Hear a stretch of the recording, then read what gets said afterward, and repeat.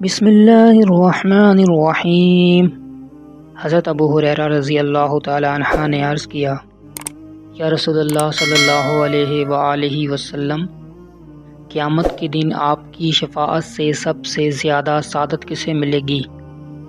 تو رسول اللہ صلی اللہ علیہ وآلہ وسلم نے فرمایا، اے ابو ہریرہ، مجھے یقین تھا کہ تم سے پہلے کوئی اس کے بارے میں مجھ سے دریافت نہیں کرے گا، کیونکہ میں نے حدیث کے مطابق تمہاری حرص دیکھ لی تھی۔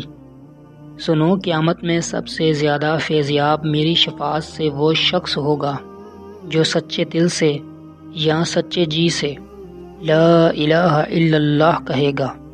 صحیح بخاری حدیث نمبر 99۔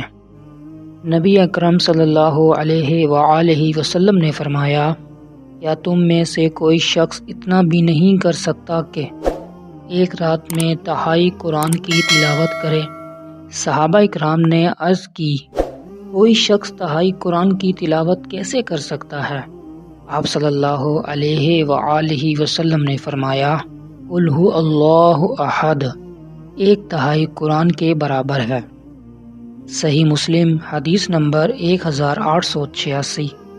حضرت نعیم بن حمار رضی اللہ تعالی عنہ کہتے ہیں کہ میں نے رسول اللہ صلی اللہ علیہ وآلہ وسلم سے سنا، فرماتے تھے، اللہ عز و جل فرماتا ہے، اے ابن آدم، تو میرے لیے شروع دن میں 4 رکعت پڑھنے سے عاجز نہ رہ، میں آخری دن تک تیری کفایت کروں گا۔